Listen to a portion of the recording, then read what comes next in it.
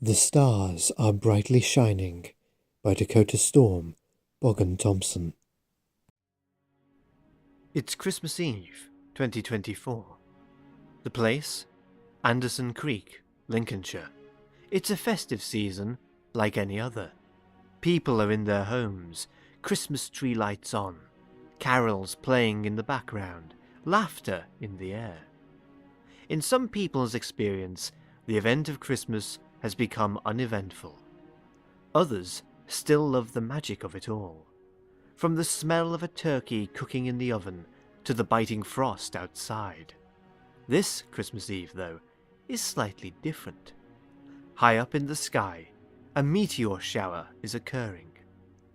Many people in Anderson Creek are outside, observing the marvel, wrapped up in coats and scarves, telling their children to make a wish. One particular man, Anton Jones, is also making a wish for change.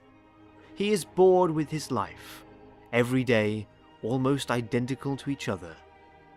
Anton is wishing for excitement, adventure, anything to lift him from his rut.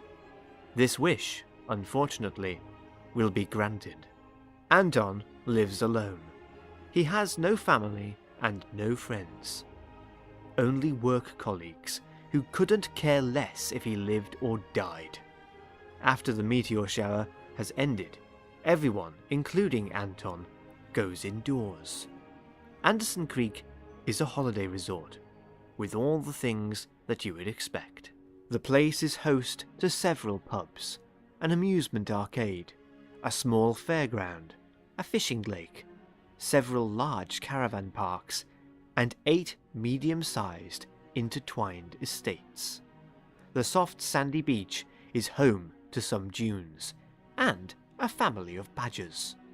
This particular night, an old man in his early 80s is walking along the promenade. He too saw the meteor shower and gazed in admiration. Up in space, a few meteorites are still approaching the Earth. Nobody will see these meteors burn up in the atmosphere.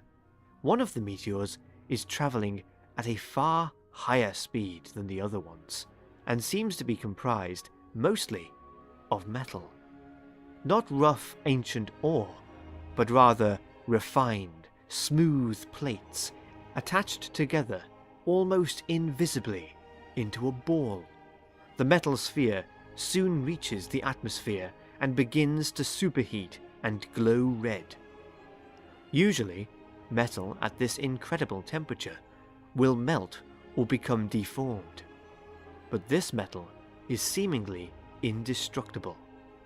As the orb gets closer to the Earth, it is struck by a large, high-flying seagull. The bird dies instantly, and the metal object's direction changes slightly. The old man looks up to see this glowing red ball falling from the sky, almost towards him. He holds up his hands defensively, but the sphere suddenly changes direction and impacts at high speed into the sand with a deafening crash. The sound is made even louder for the old man due to the fact that he has a hearing aid. Clutching his ear, he decides to walk down the stone steps that connect the promenade and the beach together to investigate the crashed meteorite. The area around the metal meteor is shrouded in smoke, and the old man holds a handkerchief to his face as a filter. The old man reaches the crater and peers down into it. Unable to see much, he decides to walk onto the hot sand, happy in the knowledge that his leather-soled shoes will protect his feet. He finds the object, half buried in the ground. It is around the size of a large football and covered in dirt from the impact.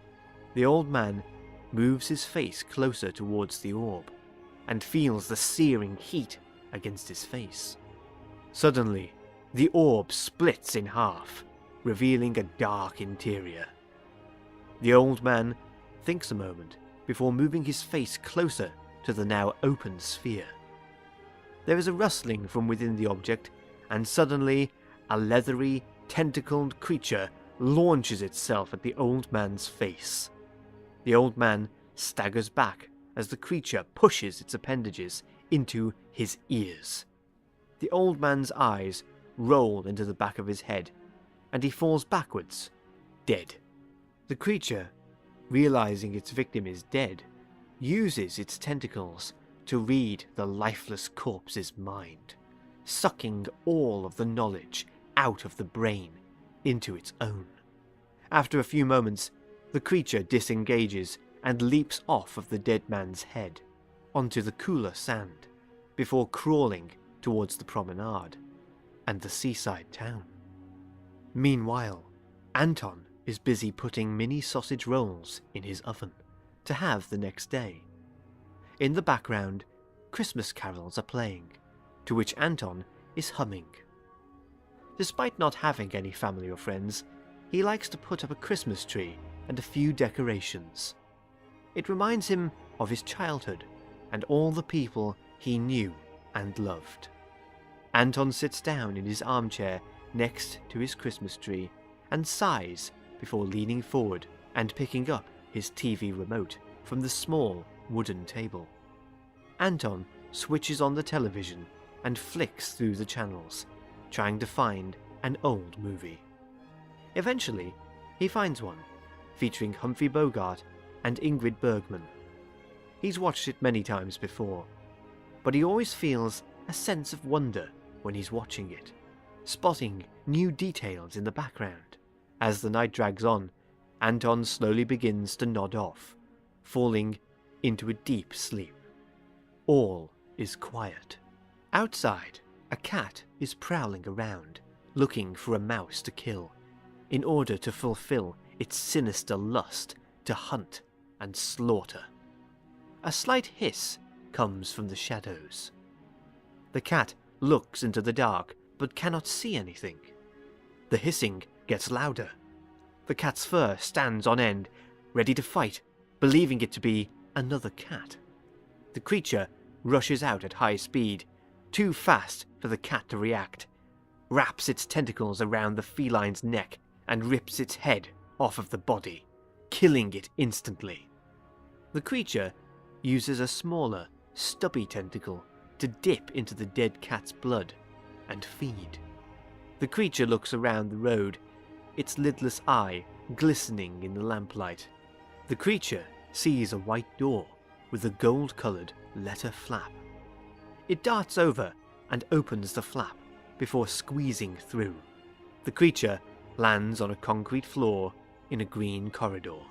Slowly, it moves down the corridor, its tentacle feet tapping as it walks. The creature reaches the stairs and studies them. They are edged with shining metal and painted black, constructed from concrete, and have been well used. The creature starts to slowly ascend the stairs, making its way up to Anton's flat. Anton wakes up as the end credits are rolling on the movie.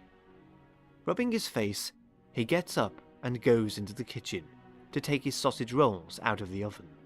He realizes that the door to the stairs is open and there is a cold draft.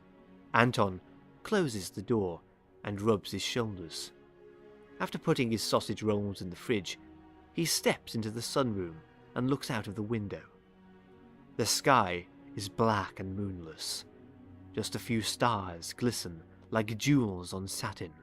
Chewing his lip, Anton goes back into the kitchen and looks around. He thinks about how wonderful it would be to have a family there, to enjoy the festivities with. Anton suddenly hears a sound. It takes him by surprise. Somewhere in the kitchen, Anton can hear breathing. The sound is very slight, but it's there. Anton starts looking around the floor of the kitchen, behind the bin, inside his shoes, down the side of the fridge freezer, but there is nothing.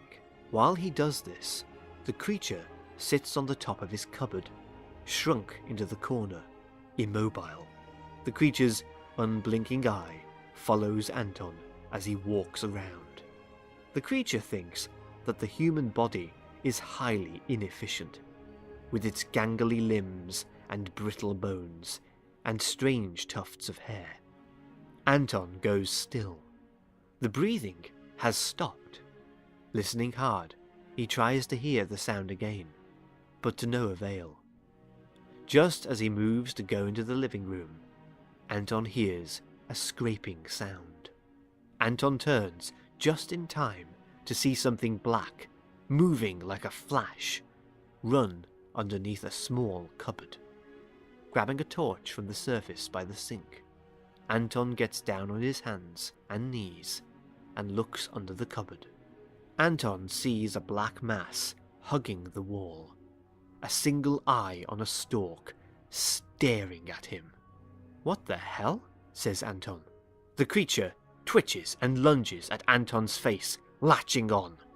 Trying desperately to tear the creature from his face, Anton staggers to his feet and makes a run at the door, hoping to stun his adversary. The creature drops to the floor upon impact, turns and looks at Anton.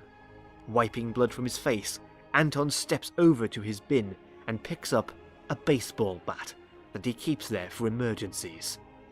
The creature continues to stare at Anton, breathing deeply.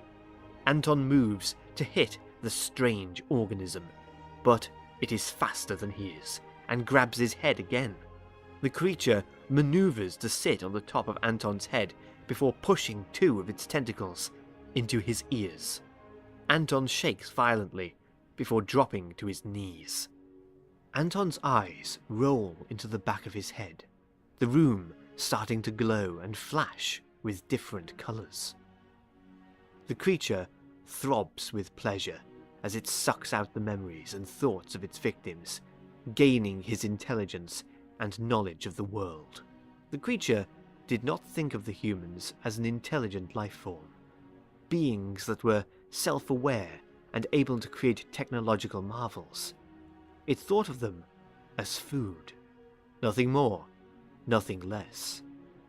Countless billions of life forms to savor and learn from. The creature took its tentacles out of Anton's ears and jumped off, leaving the body to teeter before falling, dead, to the floor. The creature, with its extracted knowledge, left the building the way it had come, undeterred by the freezing temperatures, the now falling snow, and the sound of late-night carolers singing, "God rest ye, merry gentlemen." Merry Christmas, one and all.